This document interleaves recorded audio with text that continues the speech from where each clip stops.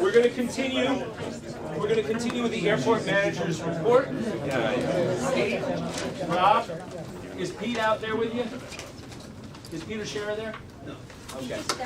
Did he step out? All right. Well, we will come back to him when he comes back. So, Chris, you're on with a executive summary version of the operations and noise report. Okay, for the month of February, there was a total of 10,102 operations, and that's up 69 operations from February 2018. The breakdown of that operation is 1,764 airline operations, 6,198 corporate operations, 2,554 light general aviation operations. And VRFF operations, there were a total of 244 operations conducted during the VRF in February, which accounted for 2.4% and of total airport operations. Chris, I apologize for those here who are new. VRFF is the voluntary restraint from flying period. The voluntary curfew. Yes. This equates to an average of 8.6 per night, which was down from an average of 9.5 per night in February of 2018. In the breakdown by time between midnight and 12:30 a.m., there were a total of 33 operations, and an average of 1.2 per night. There were between 12:31 a.m. and 5:59 a.m. there were a total of 124 operations, an average of 4.4 per night, and between 6 a.m. and 6:30 a.m. and there were a total of 83 operations, for an average of 3 per night. There were a total of 122 arrivals and 118 departures. There's noise complaints. There were a total of 3,010 noise complaints called in by 53 households. 17 households called in or emailed in 10 or more complaints. Lead household called in 1,942 complaints. That resident lives in Armonk. We had a total of 17 in communities. These 15 in New York, 2 in Connecticut. And complaints during the voluntary restraint from flying period were 150, 84 or which were Westchester or traffic related, 33 were non-Westchester traffic, and 33 were unknown. And this is the top 25 aircraft types based on max landing weight for February 2018 and the number of landings. Thank you for adding that last slide. Well, don't thank me, thank John. Well, sorry. Yes. Thank you to the administration and to the airport managers. Excuse me, I have a question. Yeah, I'm sorry. We're not taking questions from the public just yet. Okay, so when you're ready. Okay. Before we move on, any questions from the board? Can I ask a question just about the VRFF Sure. violations? Is there any way that we could also get some sense of what the weather was like? How many of those were related to weather? Well, I think the operations department still keeps a weather log of what the weather conditions here in the field were, and it's also, you also have to remember it's not the weather conditions here. Here, it's somewhere where also there's somewhere else. Right. What kind of air traffic delays there are. So Yeah. plus also this being February, Days, one usually. of the 240, I think 40 of those were on one night, the night after the Super Bowl. So, See, something like that. I guess, sorry, I have a better question. Okay, John? What portion of the VRFF flights are private versus airline? I'd have to, we have a breakdown of it. I don't have the numbers with me though. So I can email you the chart that I keep of it. Was it in the agenda for today? It's in the notes. Yeah, The action items? All right. Yeah, I mean, I think it's useful to address Norma's question. Yeah. Okay, but if there's no answer that we can't Yeah, the most, address it currently. most of the ones between 6 and 6:30, those are mostly airlines. This is John. And, off the top of my head, it's the airlines. Usually, I don't remember what February was. All right, well, we'll put it down in action. We can put it down in action items to see how practical it might be. Yeah, well, like I said, I keep a spreadsheet of all of this, that data, I just don't keep it in my head. I mean, I guess I would note that I think Delta schedules 2 flights in violation of the curfew every day.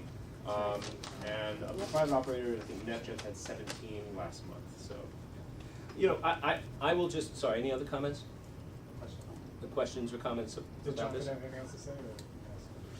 I think you're on. Yeah, so, not in here, but in the report that gets circulated, there's the data from the noise monitors. Mhm. And I often hear questions about the integrity of the monitors and if they're tested. Could you just briefly explain, are these things tested, are they independently verified, calibrated? They What sort of are testing goes- independently yeah. calibrated on an annual basis. We have a subcontractor, or Berry Technologies, they're based out of Chicago. So they come in, they do the preventative maintenance on the units. And they calibrate them and they get certified that they've been calibrated. And it's usually done usually in October or November of each year. Here sometimes it's a little earlier, sometimes it's a little later, it depends on weather conditions. It's here. Sorry, hang on just 1 second. Did Norman, did you say you had, did I hear see your hand go up? No? Nope. Okay. Jonathan? Regarding that, I just want to talk about the noise monitors. So I have here an email from Will & Clare, who is the company that writes the ANOM system, right? That's our Yeah, they airport make the vendor. ANOM system. Right. And back last September, I raised several issues with them in terms of how the ANOM was failing to correlate noise events with aircraft. And the response was that the system takes into account the distance of the aircraft at the time of the loudest part of the noise event. If it is outside of the range, it is considered to be too far away to be the cause of the noise event. Typically, the range is set between 2 and 3 kilometers. So for the benefit of the public, that means that if an aircraft is more than however many kilometers away from the monitor at the time of the noise event, the system will not call that an aircraft noise event. Instead, it calls it community noise. Now, it also says that the aircraft noise needs to exceed the background noise. A small aircraft is not as noisy as a larger jet, and at a distance of, whatever, it may only create a small noise level. This may not exceed the threshold setting of the monitor, so no noise event will be recorded. So again, the noise monitors have a built-in threshold where if the noise isn't above a certain level, it automatically says that is not aircraft noise. And finally, referring to a particular event that I had raised with Brunquare, in this particular event, it looks like there was an event that looked like the aircraft, and then another peak followed the first about 60 seconds later. So what happened here were there were 2 aircraft crossing over the noise, over the monitor. The second peak was the loudest, which meant the correlation algorithm looked for where the aircraft was at the time of that peak, and in this case, it was too far away. So when there were 2 aircraft crossing over the noise monitor, it heard the first one, then it heard the second one, and when it heard the second one, the first one was too far away, so it said, oh, that's not aircraft noise. So there are clear problems with the way the system is characterizing what is aircraft noise and what is community noise. So I believe, if anything, the numbers that are being reported are underreported for aircraft noise and overreported for community noise. Okay, thank you. Rob? On the total aircraft, can you go back to the total aircraft operation sheet?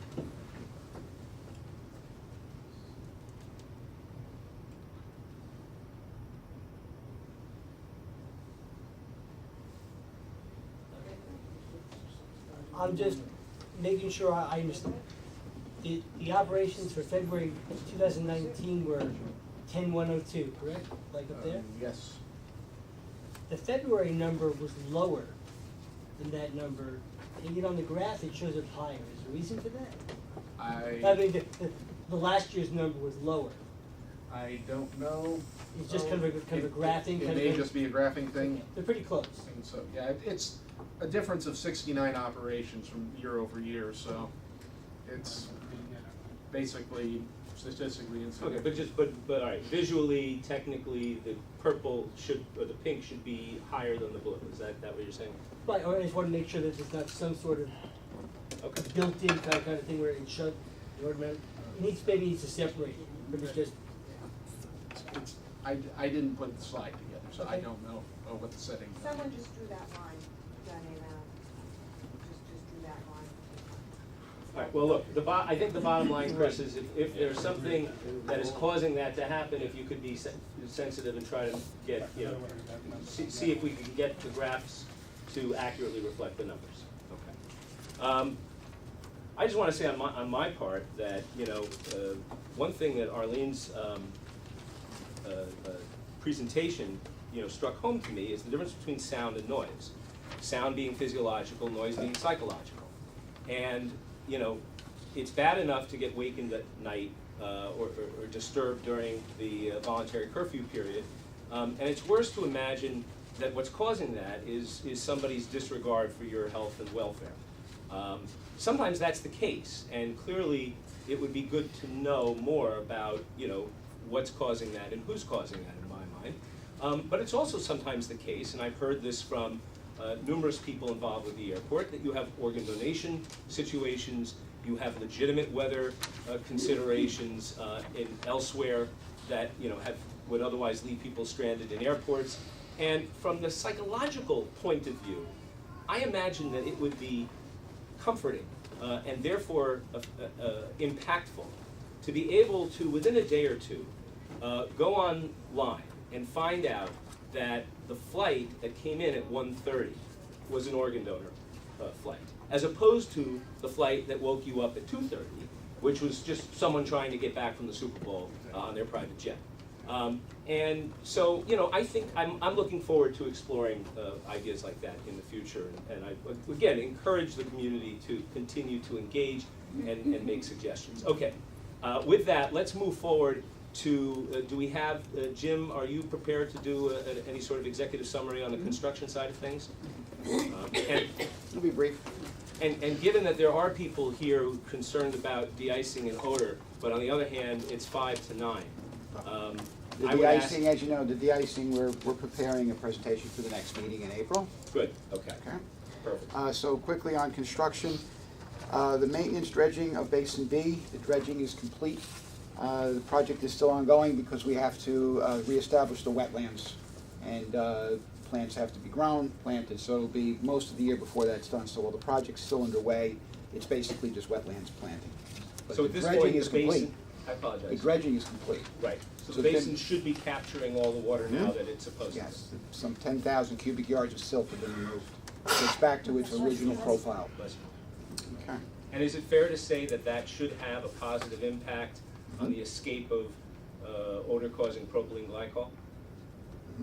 Because the basin was basically full of silt. Okay, So, thank you. stormwater management upgrade, exhaustive basin A and B, the expansion areas have been completed. Similar thing, we're putting the bird deterrent system in. We need to put concrete in. We have to wait till the weather gets better before that can be done. That project will finish up over the summer. The next phase of aircraft de-icing is phase 6, and that will begin in late April and be in full swing by May. It'll be completed by October. Design, runway 1634 is out to bid. Bids are due April 17th. Work is scheduled to begin in August. Taxiway L rehab, which is again a mill and pave, that's currently in design. Construction is not scheduled until 2021. And the last project we have underway is the survey and analysis of obstructions at the 4 runway ends. We're completing the survey at this time. Questions? Questions from the board? Okay. Just a very quick one. I've heard various things said about this bird deterrent system. Is it? Could you just briefly describe what What it it is? is, what it basically is, it's actually, from what I understand, it's been successful in Yonkers on the reservoir. What it is it's stainless steel cables Okay. that are placed, I believe, 10 or 20 feet apart at a particular angle. From what I understand, birds actually land like planes. They follow certain wind patterns, and what we're trying to deter here is the large waterfowl. Yeah. Okay, so by having this series of cables, they don't want to land. And we're trying, to keep the birds out of the area, out of the wetlands, which as we know is a problem with that, and also to keep them away from the airport. So they don't nest here, stay here, cause bird strikes, things like that. Yeah. So that's what that is. Thank you. Any other questions from the board?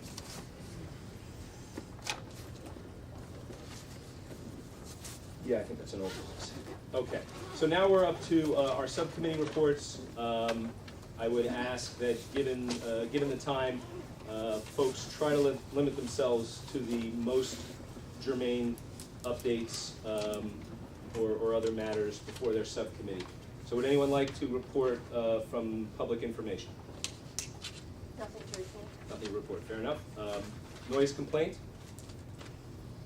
Actually, I think the members of noise complaint aren't here, so we can't fault them for not making any noise. Are there any, are there any members of the airport staff or the county that are aware of any updates based on that committee's work that makes sense to share? There was some testing of the new phone system. I think that may have happened after the last meeting. And I had made a few test calls myself. Okay. I just gave some brief feedback to say I thought it was kind of cumbersome, to be honest. I mean, I was able to it wasn't a real complaint, it was like a simulated one that they had us call it, but I found the thing kind of cumbersome, to be honest. Can't hear you there. Yeah, I was saying, I tried the noise complaint, this new phone system, and I found it to be somewhat cumbersome. I didn't find it as an efficient way of filing a complaint, and that was the feedback. Both your and Tracy issues were brought. We forwarded those on to Teresa Joplin, Yeah. and she's the. I said, show Teresa's title is project manager for Bruin Care in Melbourne, who is in charge of developing the project, and hopefully in the next week we should have some updated versions of it to do some further testing. A brief statement of background for those, since I know we have a number of people here who aren't, who aren't here all the time. So if you Google a Westchester County Airport noise complaint, you will quickly find your way to a website that allows you to make a noise complaint. It starts you off with an orientation page, and thereafter it brings you into the noise complaint system, where there is a brief registration and login, and then a brief form to make the noise complaint. That system, by the way, was changed in a desire to update and upgrade it, I believe in November. And there's an ongoing effort to refine and improve on some of the bumps in the road that users have reported with respect to the new system. But it is functional, and it is open to all to use. And by all means, the county would love, and the Airport Advisory Board would love your feedback on how you experience the system in terms of anything that matters to you. If I could just add on that, Please.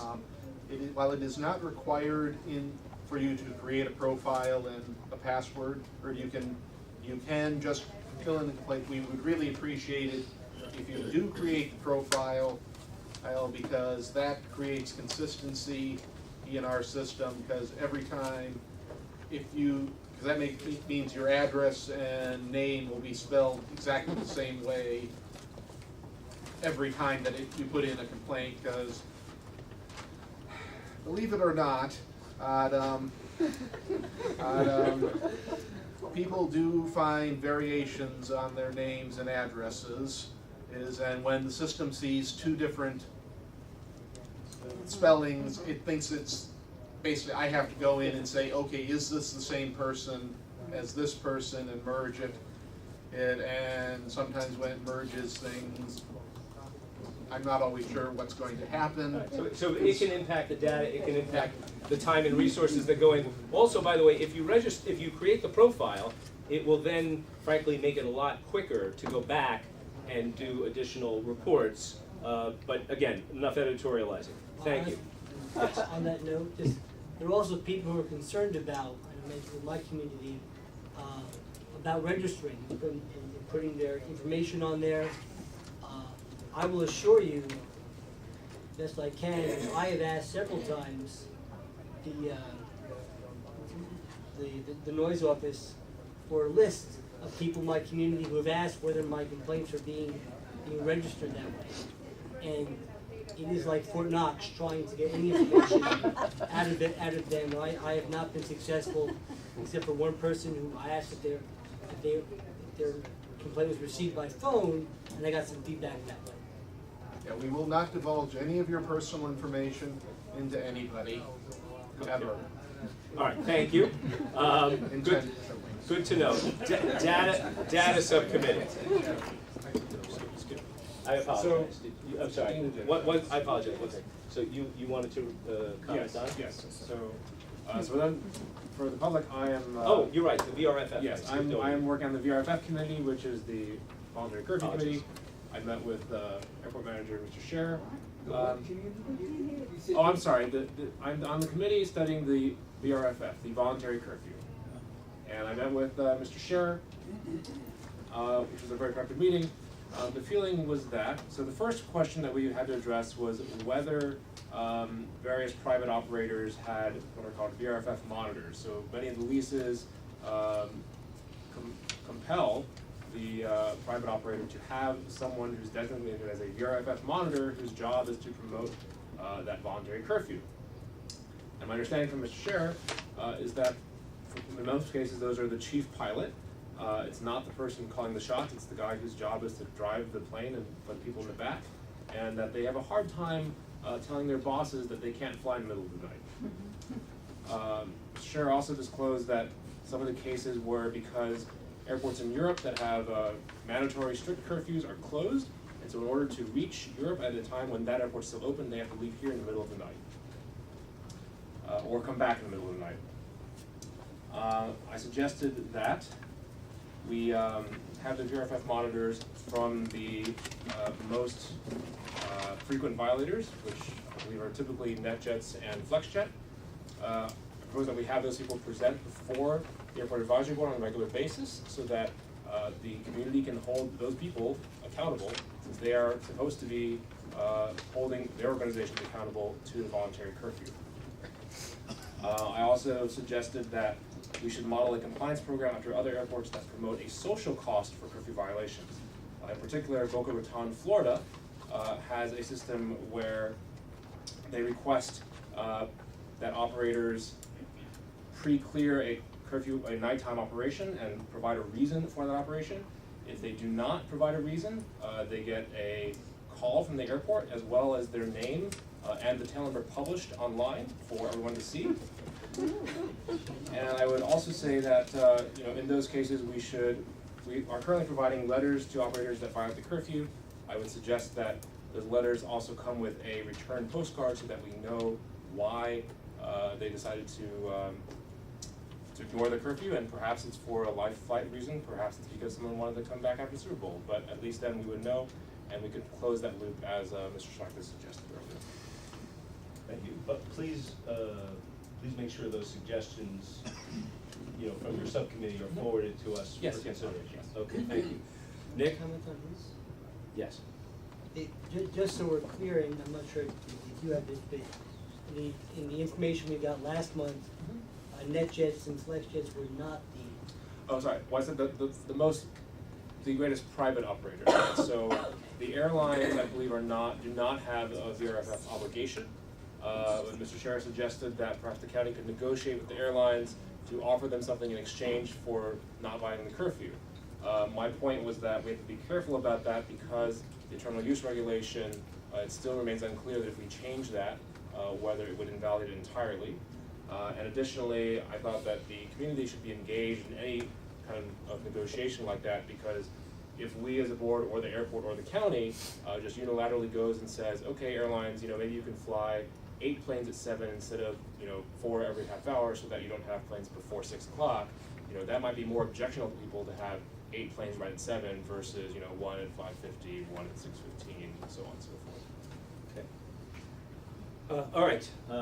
It's not an international. I apologize. Okay. Yeah, but we there will be another point for public comment. Okay. Nick. Yeah.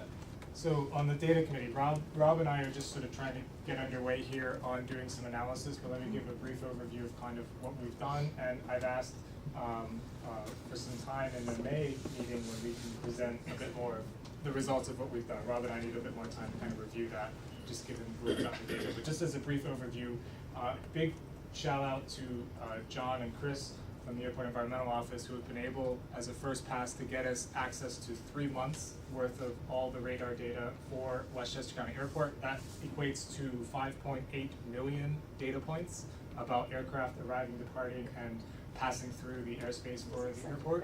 We also have, an issue of weather comes up quite frequently. This is actually a publicly available data set. We have weather data from the sensors that are just out there in the field every 5 minutes for about the last 12 years, I believe. That's publicly available to anyone on the National Weather Service's website, or NOAA's website. So we have access to that.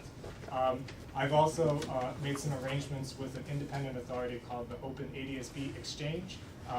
Not to get too technical here, but there are alternative ways of seeing where aircraft are located, and there's an independent network of sensors that picks up data from aircraft that reveals where they're flying, and this is an organization in Switzerland. They have trillions, with a T, data points about where aircraft are flying, and they have been gracious enough to provide this board with access to their database as well. I would say, as a very first pass, that actually the data from the airport directly is more complete, simply because not all aircraft have ADS-B transponders, and therefore they're invisible to this other way of detecting the traffic. Really doing this for two reasons. All of this for two reasons. One, because we, as much as possible, want to bring the facts to the table about where are planes flying, at what altitudes, where, when, why, etc., and just basically put the facts on the table, because I think that will really help these conversations. Really to the second point then, which is to say, with those facts on the table, what are some things that can be done? What are some suggestions that could be done? Are there alternative visual approach procedures that could be used under certain weather conditions? These sorts of things, because as I've myself mentioned a lot at the board before, where the planes are flying is a federal issue. So unless we go back to the federal government and say, we have a proposal, would you consider doing this? Nothing's gonna change, right? So the first step of doing that is get the data, see what's happening, have an honest conversation about what are some alternatives that could be proposed, and then propose those alternatives. And I think we're just trying to move the conversation along, very much like we heard from the noise presentation. Like, there's a lot of data. Let's start trying to figure out something that can be done. And lastly, and I know we've gotten some emails from members of the community, there are a lot of people who come to the board with concerns and say, I've observed certain patterns of flights, this plane flew over my house, etc. Honestly, it's very difficult for anybody, whether it's this board, the airport, or anyone, to respond to some of these things unless there's enough data. And so I think what we're trying to encourage is to say, when something like that happens, give as many details as possible, in collaboration with the environmental office and others. Let's look at the data. Where have all the planes been flying for the last 5 years, 10 years, etc.? Over that, has it changed? Is it higher altitudes, lower altitudes? Are they bigger planes? Are they smaller planes? So that at least we have the facts on the table. And as much as possible, I'm sure Rob and I are going to strive to just put the facts on the table. We're not there to offer opinions. We're there to say, what does the data say? And so, like I said, Rob and I need to spend some time going through some of this initial data that we've got, and we hope in the next month's meeting to start showing you what some of that looks like, and solicit feedback and questions for what are things that we should be looking at, because it shouldn't just be Rob and I's crazy ideas about what we want to investigate. Unfortunately, Nick's computer can actually handle 5.2 million lines. My computer could not. If the county wants to buy me, I'm open to that. My computer cannot. I'm not expecting that. So we're trying to work out that interesting aspect to the data. All right, wonderful, thank you. Looking forward to that. Don't send me the printout. All right. Next is finance. I'll take that. Number one, we received a great education on capital expense financing from Jim from the. I'm going to maul your last name if I. Antonacci, right? There we go. On capital budget, which I was preparing a 20-minute treatise on for you, but I'm going to spare everybody that. But what it did indicate was that while there is plenty of, there's certainly a significant sum of money in the airport's special fund, there are also, through a number of reasons, including apparently poor decision-making in prior years, not to implicate anyone in the current administration, but in budgeting and applying for grants, etc. So we face a situation now where the airport's, the ability of the airport to get outside funding for capital maintenance and capital needs is pretty much spoken for quite a number of years into the future. before any further funds can be made. And that doesn't mean the airport's in financial trouble. Far from it, it is operating profitably. But it does mean that additional revenues are not difficult at all to justify. And in connection with that, the Airport Advisory Board was tasked last month by the administration to look at options and recommendations for making adjustments to landing fees. So we have consulted with different stakeholders, including both general aviation stakeholders, airport staff, community stakeholders, on a bit of a rushed basis, but nonetheless, we have reached out in as many directions as was feasible. We've also begun research into other airports' policies, and we were the beneficiary of research and information done previously by the Avport staff, and that Peter was kind enough to share. And what that reveals, in sum, is that it is true that we currently charge landing fees well below the going rate in the region.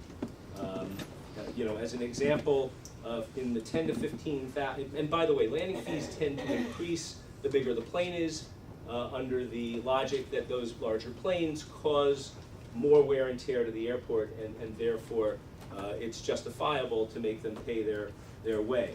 So between 10 and 15,000 pounds, we currently charge $25.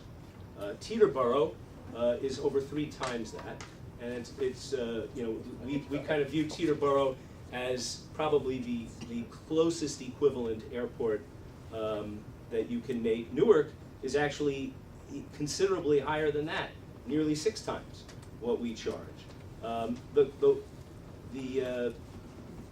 The closest one actually is the only one that is less is Farmingdale, which is a much smaller airport, and everybody else is higher. Well, I take that back. Stewart is $22.95, but if you go to, for example, a 50,000 plane, we're at $270, and yes, there are other airports locally, small airports that charge less, but Teterboro is at $270. Sorry, I apologize. We are at $80.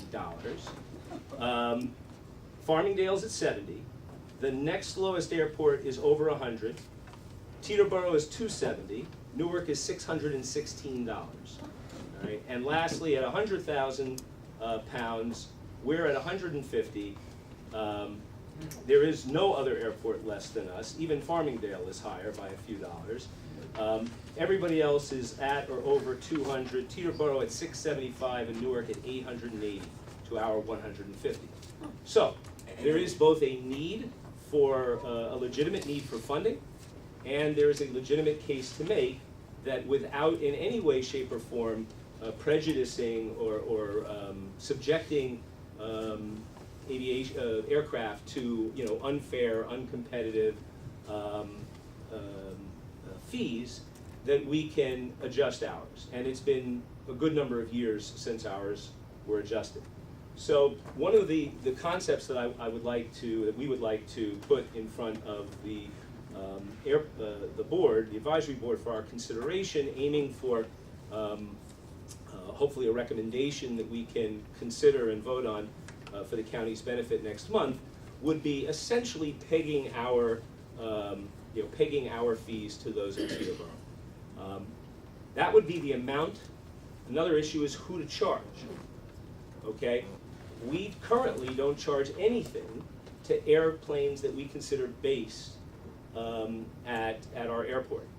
According to AirNav research, there are a number of other airports in the region that claim to charge landing fees to all civilian aircraft.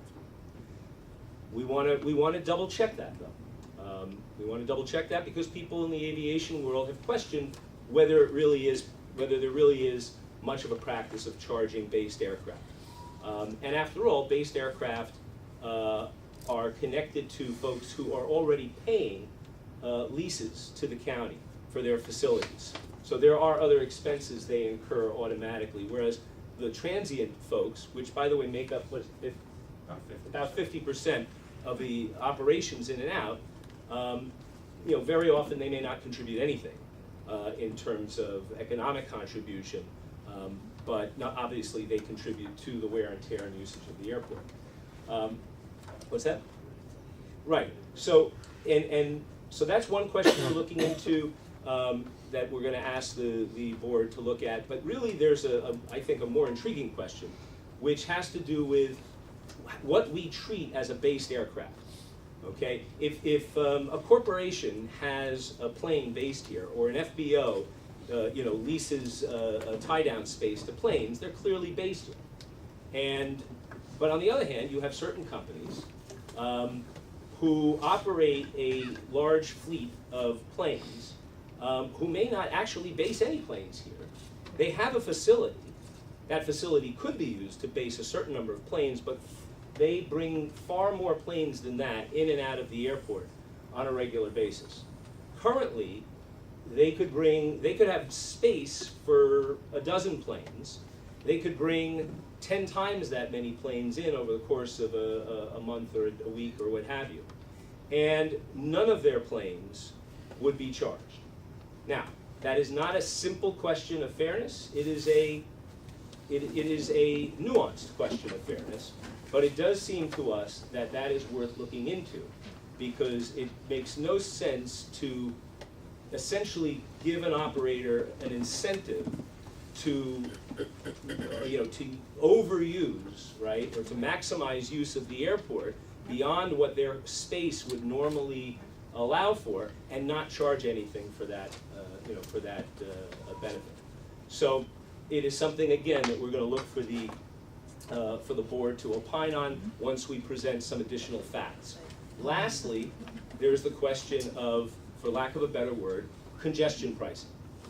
Does it make sense, and can it be justified, to take times of day, such as Sunday evenings, where communities and the airport are subjected to maximum volume, and the resources that takes, okay, and to do what other airports apparently have been able to do, or overnight for that matter, where the impacts are different, where people are earning overtime, for example, at the airport, and to charge a different rate that might have some sort of positive impact, and obviously would further address the financial needs of the airport.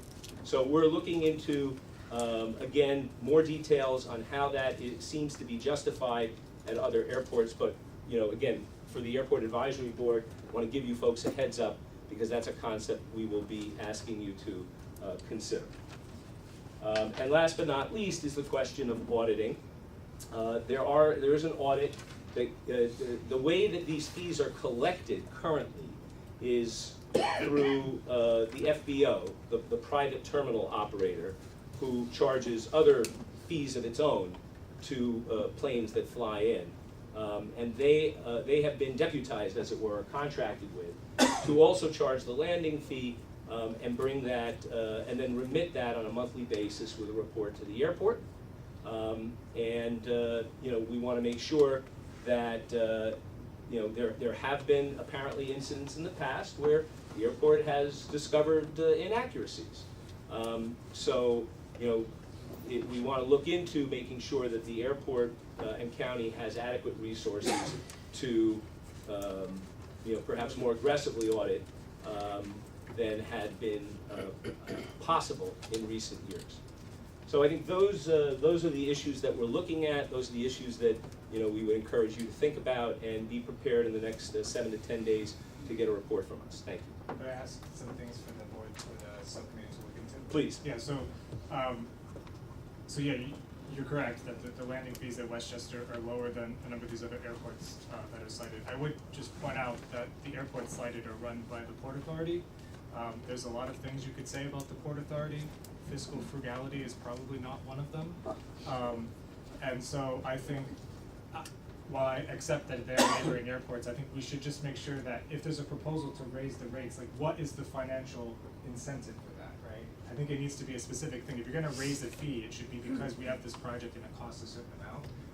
I personally, and I think, it'd be hard to make a recommendation to the county to say we should just start, acting like the Port Authority and opening up our buckets and asking people to throw more money in it so we can do whatever we want. I don't, but that's a question I think, can the board be more specific about what is the specific financial need if you're proposing to raise the rates. The second thing is just around, there's a lot of conversation around using rates as a deterrent for use of the airport. Now, I know nobody on the subcommittee, I'm not an attorney, the subcommittee's not an attorney, but it is broadly discussed and known that, if you start basically saying, we wanna make the airport unattractive, and we're just gonna start charging more to do so, it does potentially open the door for operators to say, well, hold on, this is federally funded infrastructure, I have a right to use that airport. And if you're publicly sitting here saying you're looking to use raising fees as a deterrent for using the airport, that sounds like something which somebody might, get a bunch of lawyers out and come to the county and say, it doesn't work like that. So can we get some, legal opinion that says, is it okay to use raised fees as an active deterrent to use the airport? I'm not sure anyone claimed that they wanted to use the fees as a deterrent. I didn't hear that. Did you hear that? That was certainly not what I was saying, but I understand where Nick is coming from, and it's a concern that's been expressed to me by other aviation operators at the airport. And that's why I thought it was important to lead with the fact that, based on our, based on the education we got about the future projected capital needs of the airport, that there is, and I think it's, I think it would be lovely, but I'm not sure it's realistic to nail down, every penny of what those capital needs are. But they're significant, and they're there, and I think they're the basis. They're a large part of the basis for, contemplating this. Rob, would I'm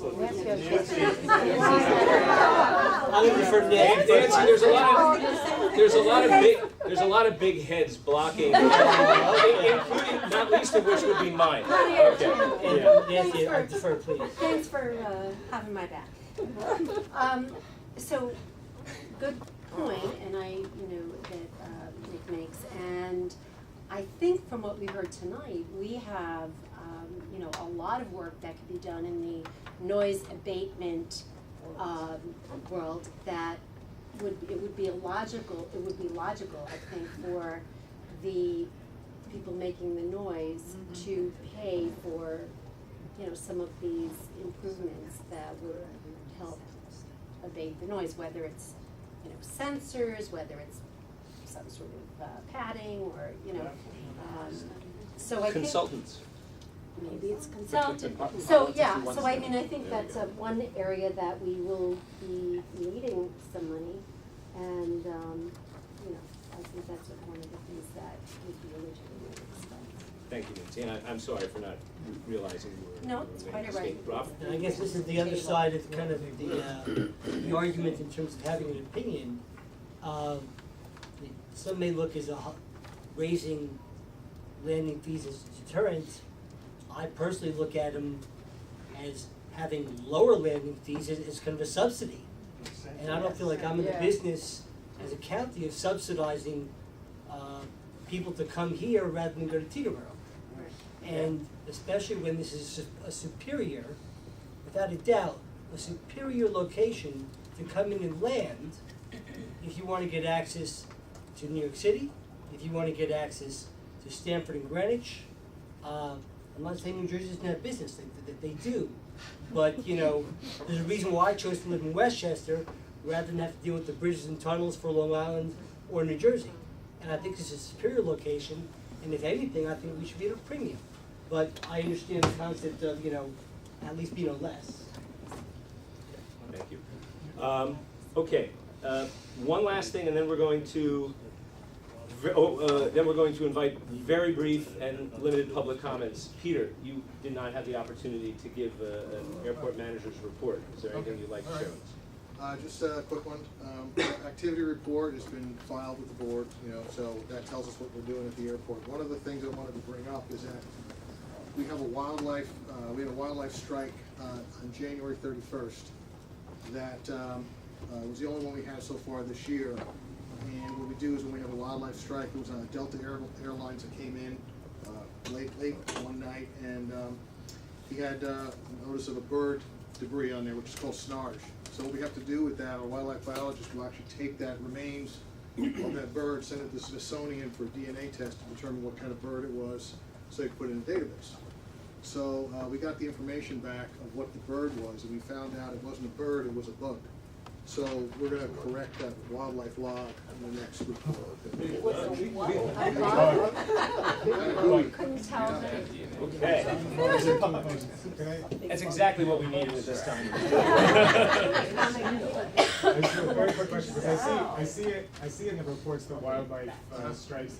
Is that all based on pilot gets out of the plane and observes something, or is they report it, or what's the basis for When it? an airplane lands here, the ground crew does an inspection of the airplane. It looks for damage, it looks for any type of anomaly, and reports it to the pilot. Yeah. So if they see any type of marking on the airplane that could be like blood or guts or something like that, they would determine, or feathers, they would determine what that is. And sometimes the wildlife biologist can identify it as a certain bird. Yeah.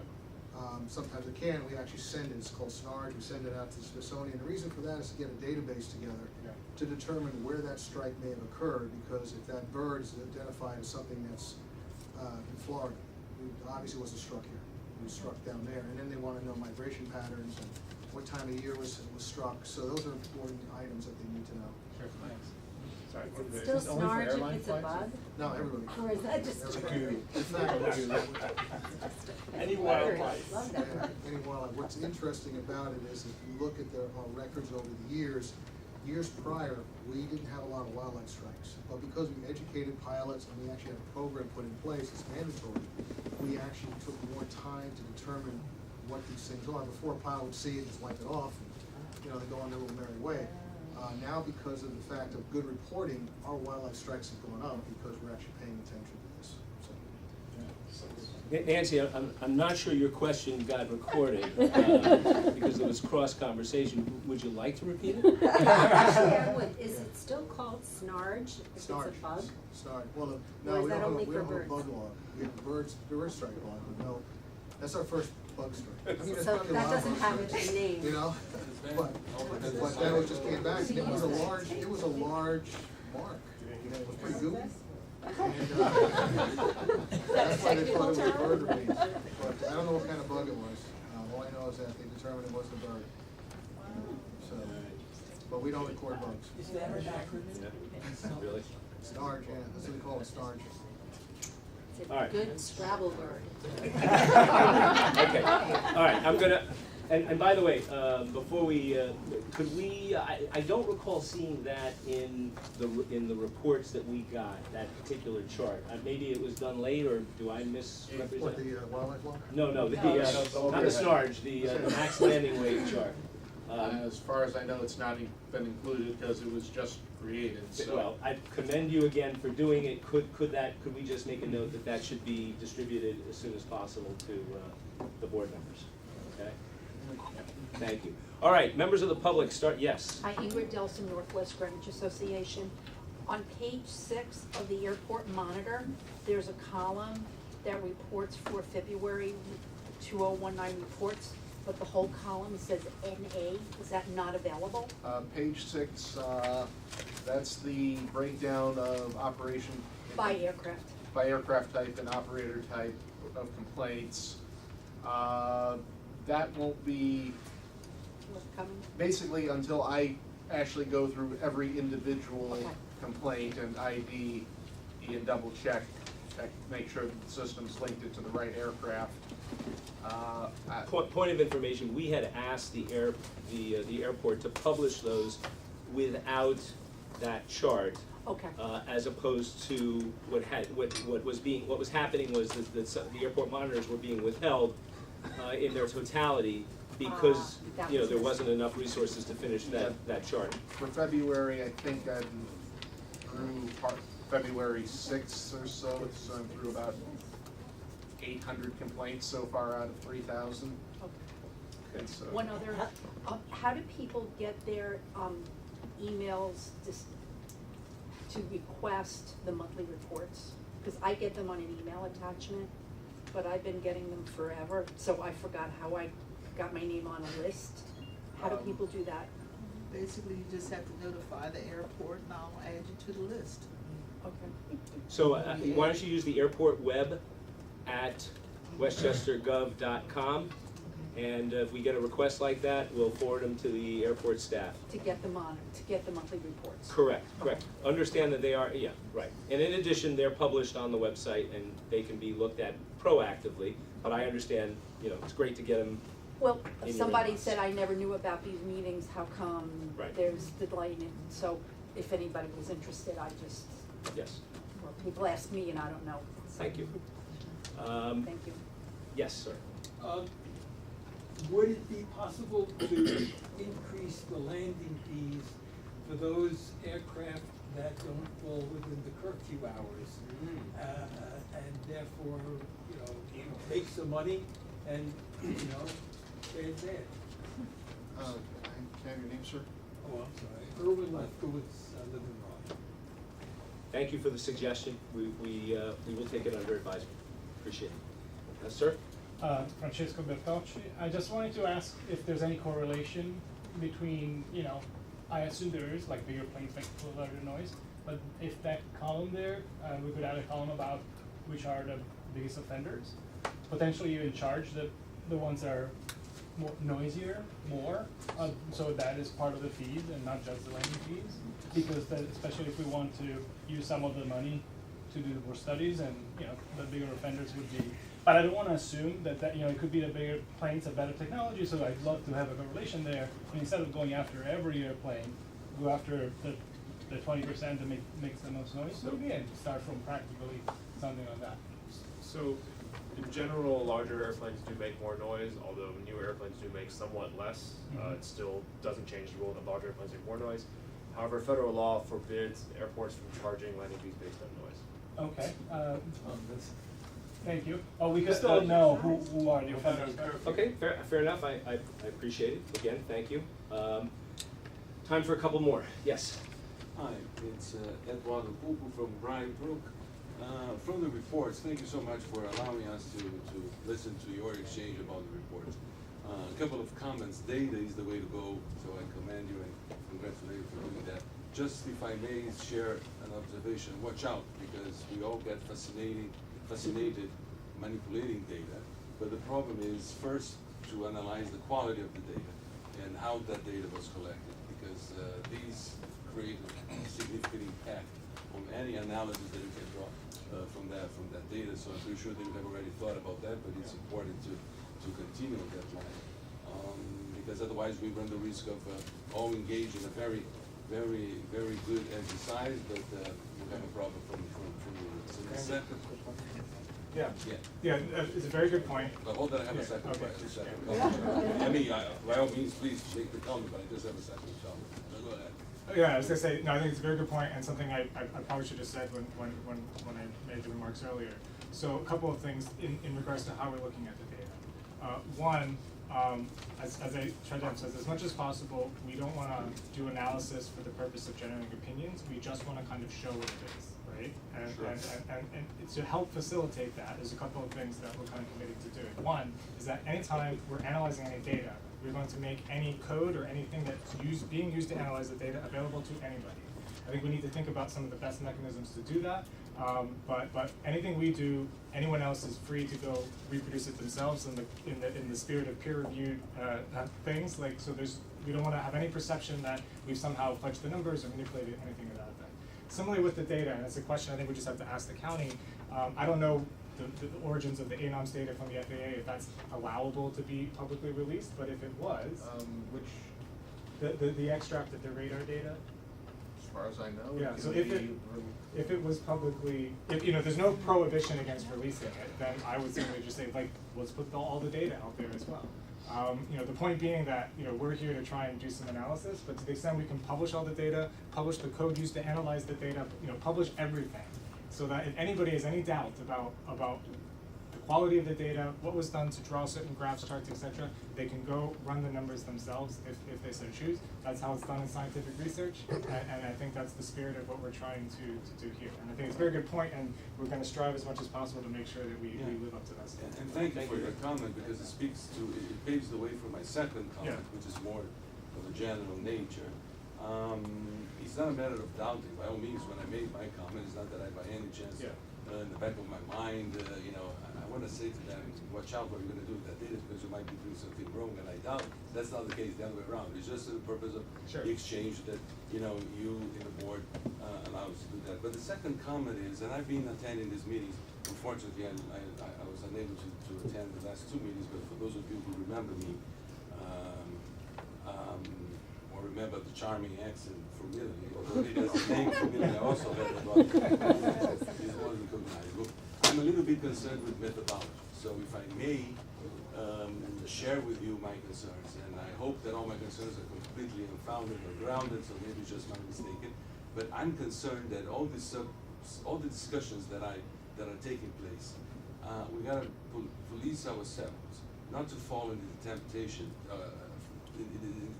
of labeling ourselves, put labels as pro or against, in favor or not in favor. This creates a confrontation kind of approach to address all these issues, as we had at the very beginning of this meeting. As we have our guest speaker, her main field is psychology. From my professional background, I deal with management of conflict. So I would like to invite the board to kindly meditate about this approach, how you conduct your business. Because if we start, every time that we start addressing these issues, we go back to the old school of thinking, you are against and you are in favor, so I don't need to pay too much attention to you, or whatever you say, I know it's wrong because you're not part of my group. This confrontation reflects much my regret, a little bit of the toxic environment that we have in our country nowadays. And I'm not a born citizen, but naturalized myself.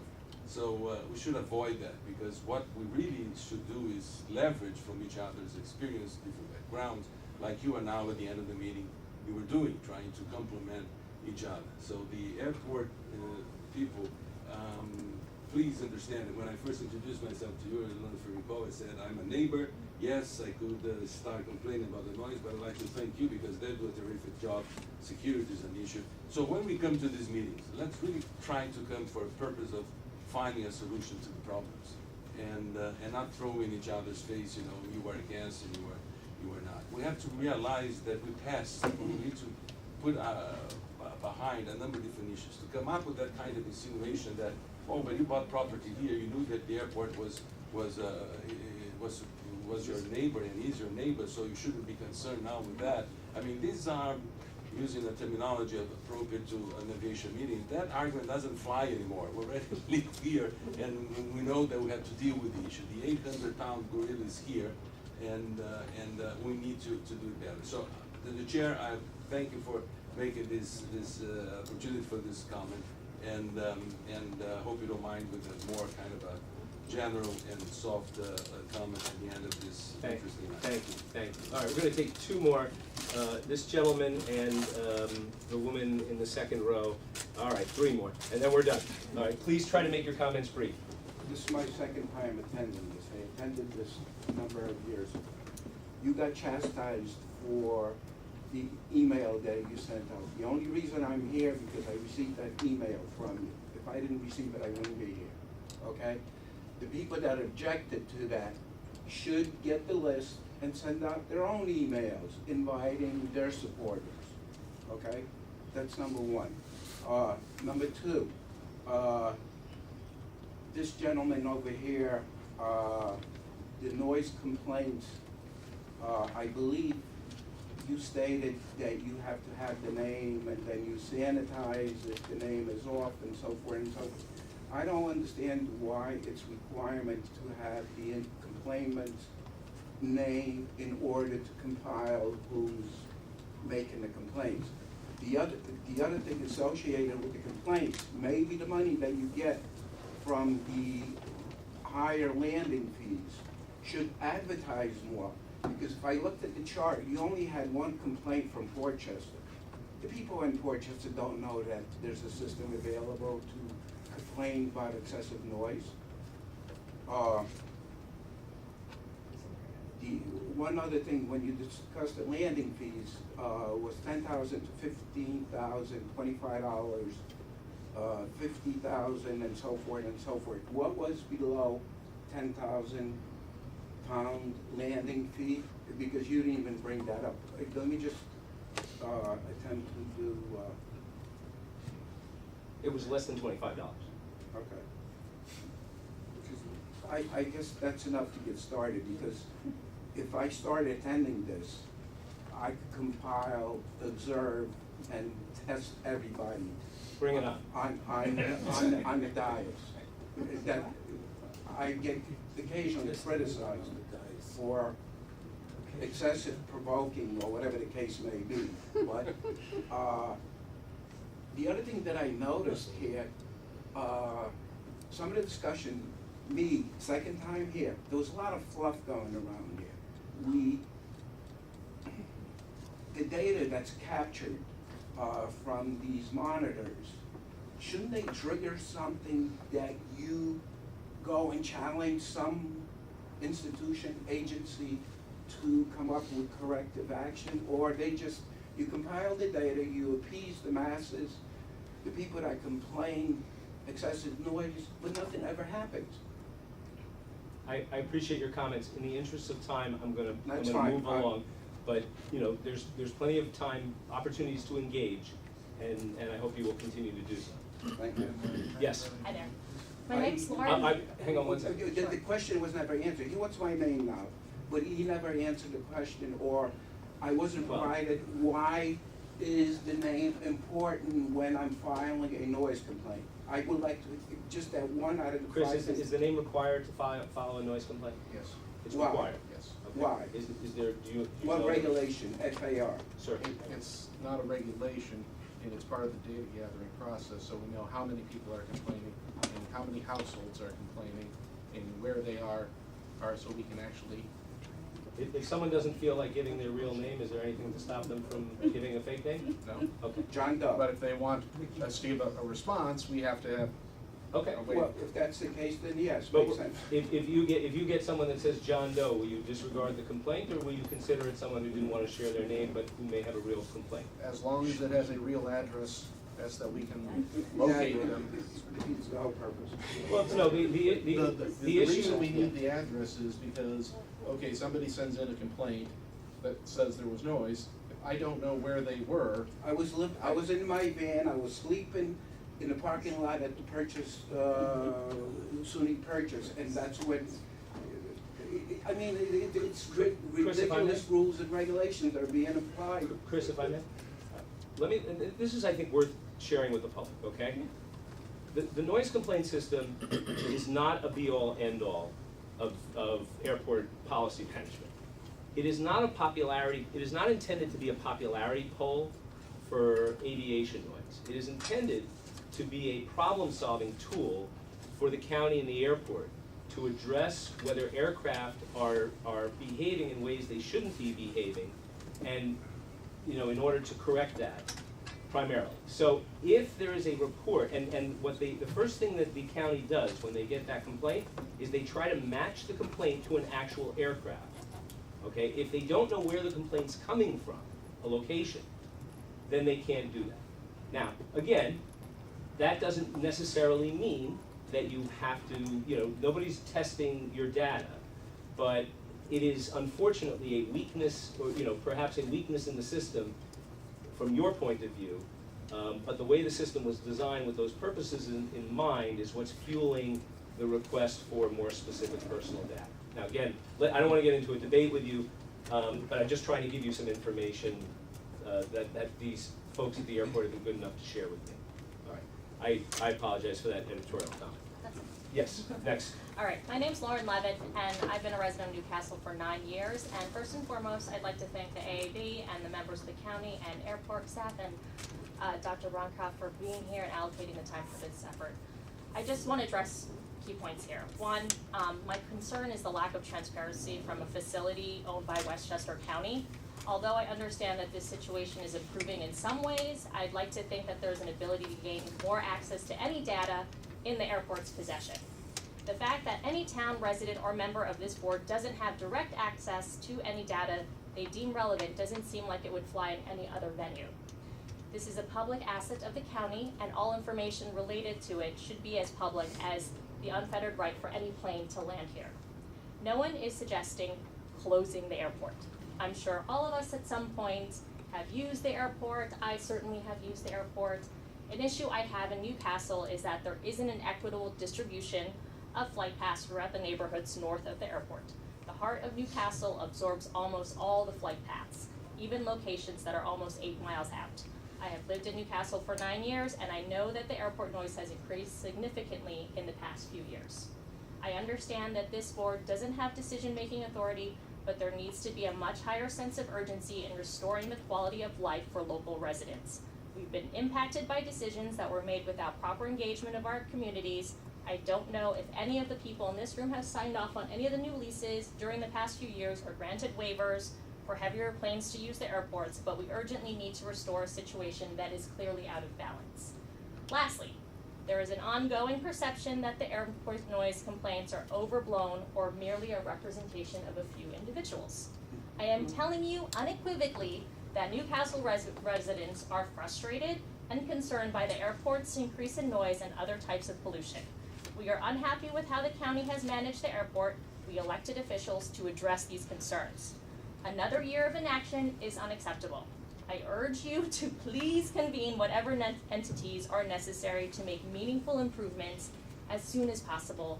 Just as importantly, I hope that our elected officials and their appointees will champion this effort.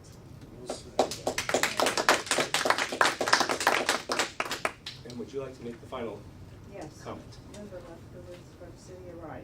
I'd like to ask, why are the flight controllers working outside of the allowed hours? Hang on one second. Peter, is that something you think you can address? I couldn't hear it, sorry. The question was, why are the flight controllers, Well, I mean, the people up in the tower that say you can go, you can't go. why are they allowed to work during the voluntary curfew hours? Yes, because if they weren't Okay. there, then the plane They would don't. Okay, hang on, Peter. Well, the tower's only open from 6 o'clock in the morning to 11 o'clock at night. The rest of the time from 11 to 6, the airport's what they call an uncontrolled airport.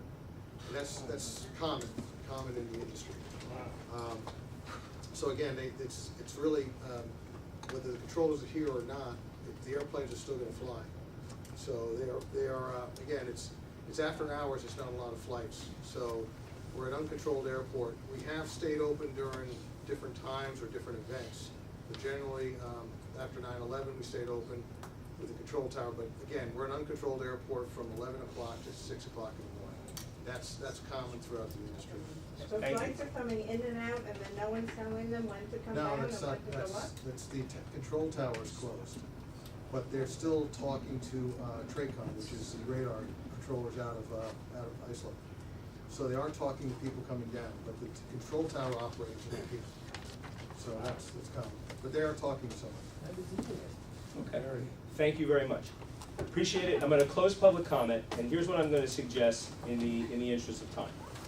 The February minute action items, okay? Rather than going through those verbally now, I'm gonna ask that everybody, who was tasked with any of those action items, if you could please send a note instead to, well, I'm gonna ask if the board approves this, but my proposal is that the folks that were tasked with action items send a note to the chair, okay, and I will get that into the minutes so that the public can see them, and if we want to propose presenting them briefly at the next meeting, we can do so. Do I have any objections to that? Well, so do I have any comments or about that? So you want a motion to accept by email reports based on the action items that you had identified? Yes, thank you. Well put. I'm fine. Second. Third. Rob? Rob, please. Peter, I think you're the only one who's, Hugh isn't here. John is no longer here, right? John is there? Correct. He's gone. I know Chris is here. My question would be to you, Peter, is, on the items that are here, what is your estimate of the time to kind of address these issues? I'm working on the VRFF with Jonathan. I'm not asking you to address them, but Okay. I think I'm authorized to bid. Oh, okay. Is there something you can do? In other words, there are 4 items that hopefully you were prepared to comment on. Would you be able to turn around your comments in writing to the board in the next couple of days? Give me a couple weeks. Well, okay, so if it was an issue of you not being, if you not having much to say today, which is totally fine, then if we could just hear that, then we'll just table it till the next Yeah, it's meeting. fine. And some of the things, like for instance, maintenance on the runway for the last 20 years, that's extremely labor intensive, and there's more than just a report on how maintenance is done on the runway. It's very, very intensive. I mean, we're doing maintenance on the runway every single night. And there's a lot of different things, and again, we can't quantify that because they have the hours of it. It's very, very labor intensive. So just to be clear, my proposal was simply that everybody submit their answers that they had prepared for today. If the answer was, I'm gonna need another month to work on this, or at least another month to work on this, that's acceptable. Well, I would suggest that given that the Board of Legislators already approved the runway project, that is fairly moot. Well, again, I don't wanna get into a discussion about the Well, what I'm saying is- pros and cons of any what I'm saying is- particular item. What I'm simply saying is, we asked for follow-up from various people on various things. That was supposed to be presented. Some of those presentations may have been substantive, some of them may have been, I need more time. All I'm suggesting is that people take whatever they were going to say verbally, put it in writing over the next couple of days to the chair. I will disseminate it, and we'll include it in the minutes, as opposed to taking up more time now. Okay? Okay, so do I have, I heard a motion, a second, any objections? Okay, the motion carries, and we'll handle it that way. Next agenda item was airport monitor publishing update. That actually came up during the conversation, so we'll skip that. Is there anything momentous on the master plan, Norma? No. Okay, and the list of companies operating out of the airport, is there anything momentous to report on that, or versus I'm happy to table it? We'll get back to you on that. Okay. Jonathan? So at November, we tabled a number of resolutions, one of them calling for the county to investigate a Part 161 application. I think in the spirit of tonight being called to action by Dr. Bronstaff, I would like to bring this resolution back up for the board to consider. I would only suggest that the board doesn't have it in front of them. And so I think it would be a bit of a hardship to ask us at almost 10 o'clock to either rummage through it or have you read it. I would suggest that, I would suggest if you wanna put, insist, that's fine, but I would suggest it would be more fruitful to consider that for next month's agenda. I'm not gonna object to that, but if people. Now, that said, I'm happy to, Yeah. I'm happy to hear from others. I'm not aware what the motion is, so I'd like a chance to understand what it is before we vote on it. Fair enough. All right. Frankly, with respect to the rest of the new business, is there anyone who would like to propose that we take time to address any of those new business items now? Otherwise, I will take a motion to adjourn. Yeah. Sorry. Okay, Jonathan? So we learned that the bid for the runway repaving is due on April 17th, which is before our next meeting. And again, in the spirit of Dr. Bronstaff's presentation today, I would note that the county did not prepare an environmental impact statement for that work.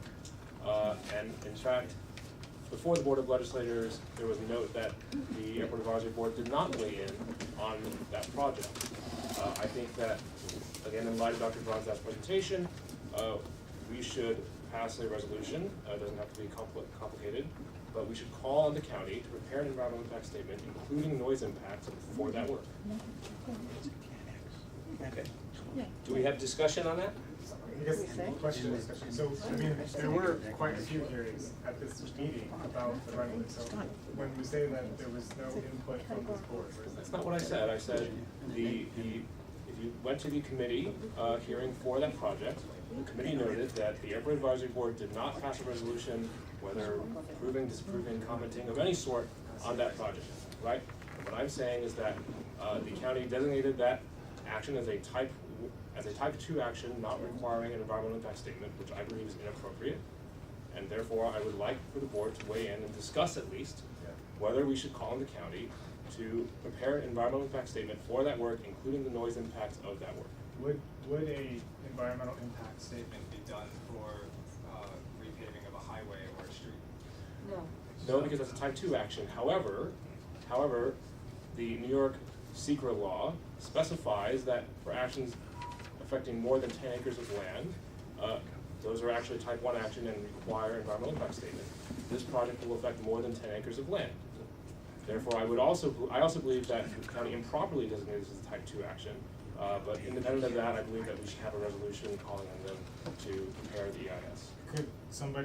Is there anybody here qualified to respond to that? Because, I mean, if the county's not doing something they're legally required to do, of course, I think we would support that they should do that, but is there somebody who's qualified to comment on the relevant regulation? Like, is this required, or is this an ask? The County Department of Planning prepared the seeker memo that the Board of Legislators used as the basis for their action, in accordance with the regulations for seeker. And I happen to disagree with the county's interpretation of the regulation. Okay? Yeah. Do I have Nancy? No, and so I did follow up with the planning department on it based on Jonathan's concerns. And I think what it is fair to say is that, and I asked how was this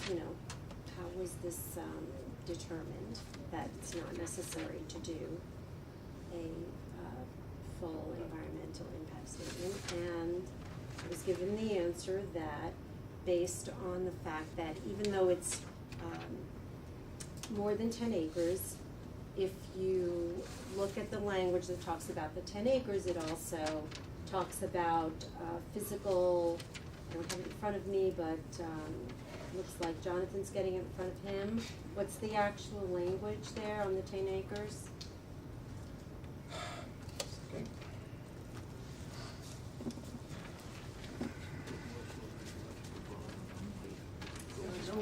Are there any new runways? No, it's just, it's not being expanded, it's a replacement in kind. It's a maintenance issue. It's a safety issue. Yeah. It's not in fact a safety issue. In fact, at the last meeting, Mr. Greachin admitted that the only reason that public comment was being skipped. Whatever, the question is, But the question is, so the relevant portion of the law, 617.5 subsection C, subsection 2, is that a type 2 action is a replacement, rehabilitation, or reconstruction of a structure or facility in kind on the same site, including upgrading buildings to meet building, energy, or fire codes, unless such action meets or exceeds any of the thresholds in section 617.4 of this part. Right. And if you go to section 617.4, which specifies what the type 1 actions are, one of them is activities other than the construction of residential facilities that meet or exceed any of the following thresholds, or the expansion of existing non-residential facilities by more than 50% of any of the following thresholds, and subsection 1, a project or action that involves the physical alteration of 10 acres. Therefore, I would submit that 617.5C2 does not apply because over 10 acres is being altered in this project. So as a lawyer, I would just say that what is a physical alteration depends on how that's been interpreted in the past, and I did ask the planning department, what are you relying on, and they were relying on DEC. It's only a couple of inches that are coming off, it's not the entire base of the runway is being replaced or anything like that. So it is in fact a replacement in kind. Has anybody measured if there's more than 440,000 square feet? Well, it's more than that, 443,000 square feet of paving? Yes, there is more than 10 acres. Sure, sorry. Okay, so basically what we've got is, it depends how you define alteration. No. Well, yes, and I would note that Ms. Drummond did not respond to the question of what was an alteration. She said it's a replacement in kind, which no one's disagreeing it's a replacement in kind. The question is whether it's a physical alteration.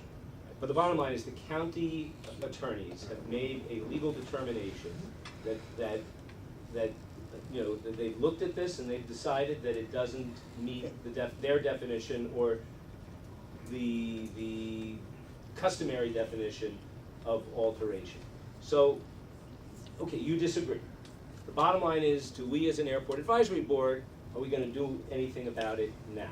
Well, I would And- suggest that even if it is not, even if the county is not legally required to prepare an EIS, it would simply be good practice to do so, given the environmental sensitivity of this airport and given the groundswell of community concern over its noise, air, and water pollution impacts. Understood. Yeah, I mean, But again, sorry, Nick? Yeah, I was just gonna say, I mean, I respect that opinion, but I think if that's what you feel, you should be lobbying to change the law. You shouldn't be asking people to do things separate from the law. And I'm sure the county attorneys, when they looked at this, and it sounds like they did, they are basing this on precedent of other cases. It's not that they just made this up.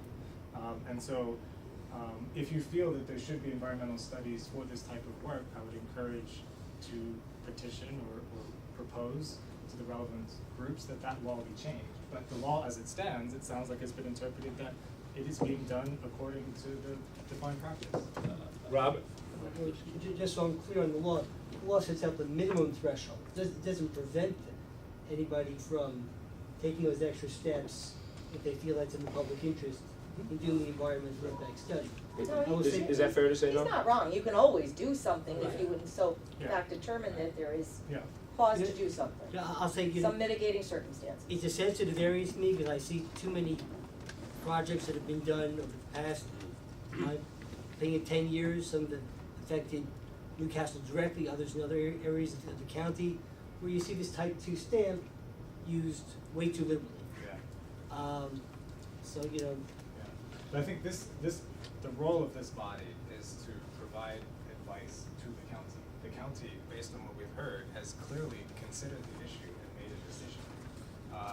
Short of basically coming back and saying, we don't think you thought about it hard enough and we think you should make a different decision, it's not clear to me what the role of this body is in further opining on that subject, given it has clearly been considered by the elected officials and the appointed officials, and a decision has been made. We're an advisory body, they've made the decision, so. So, I wanna just get my view in here, and I wanna echo what Nick said in this case.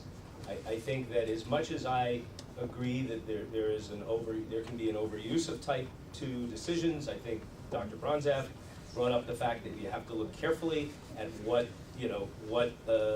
government bodies come up with at the first try. But it's also a question of what the role of this body is. And I don't think that this body helps itself by being a finger wagging after the fact kind of body, as opposed to one that will be looked to, as we are in the case of, for example, landing fees where a decision has not been made ahead of the fact. And that may mean that things that we're not thrilled about, go forward, but I think that, they were gonna go forward regardless, and we should focus ahead, not backwards. That's my view. Jonathan and Robert, so hopefully we can conclude this. Respectfully, I take issue with the notion that we're doing this after the fact, because I've been very clear for several months now, almost a year now, that the county has not been giving this proposed project the environmental concern and deliberation and community input that it needs. So this is not finger wagging after the fact. This is apparently before the Board of Legislators. It was consequential that this board did not pass a resolution regarding this project, which was my error. And now I'm introducing a resolution, admittedly after the fact, but because I neglected to try to pass something official prior to that. Secondly, in response to Mr. Hartman, you seem to suggest that I should advocate with the state to change the law to get an environmental impact study. Well, I happen to sit on this board, and I am advocating for the county, which looks to this board for advice, presumably, to do more than is barely required by the law and demonstrate its commitment to the citizens of this county and the residents of this county to carefully consider the environmental impact of what it's planning to do. Very simple. Robert. you know, my sense is that we could pass the resolution, and maybe it's important to do that to make a statement. I'm not sure the county will change their opinion on it. I do, and maybe I missed I missed something about it, but I do kind of don't really appreciate the fact that we didn't pass a resolution about it was used as kind of, you know, I think that's inappropriate, because there was a lot of discussion about this, and we were kind of, there was some pushback about doing that, and so let's take our time about doing that, and I was almost discouragement about doing that, and I don't think that should have been part of the package of saying, well, that's one of the reasons why we should not, justification for classifying as type 2, for type 2 action. Because maybe I misheard what you were saying. I don't know anything about the discussion at the board level about the advisory board. Right, but I thought somebody said that So one of the reasons they felt comfortable with One that. legislator asked, Right. did the advisory board know or have an opinion? Right, no, it was not, no legislator at the committee meeting, and I was in attendance there, used the fact that there wasn't a board to explicitly justify their position or their vote. It was a question that was asked, the answer was no, and the conversation moved on. Okay, so, look, again, I respect all the opinions that have been expressed here, but in the interest of time, I would urge us to either have a motion and vote on it, or move on. So, Jonathan? Very well, I offer a motion to request that the county prepare an environmental impact statement, including the noise impacts of its proposed action to repave the runway 1634. Do I have a second? Okay, Well, I'm happy to put it to a vote. then you can second it. I'll second the motion. Okay, all those in favor? Aye. Okay, all opposed? The motion fails, but again, thank you. Okay, again, we have under new, there's one thing under new business that I'm gonna take 30 seconds for. We received multiple letters, correspondence about Swift Air flights and questions from the community about whether they were connected to deportation flights. And Peter, would you like to address that for the record? Oh, yeah, it was, I saw the emails that were forwarded to me regarding flying immigrants back to their home countries from Westchester Airport with Swift Air. Swift Air does operate in here. They don't fly people that are basically captured by ICE and sent back to their home countries. That's not done here.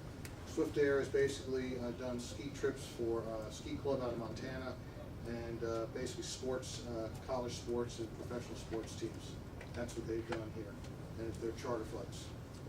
But all the immigration flights come out of mostly Texas and those areas down there. So it's not out of here. And I confirmed that with U.S. Customs to make sure that we don't have that situation here. Thank you. Okay, I'm gonna suggest that we table the remaining new business items and request a motion to adjourn. Any discussion on either of those first? No? Okay, do I have a motion? Second. I have a second. Any opposed? Thank you very much.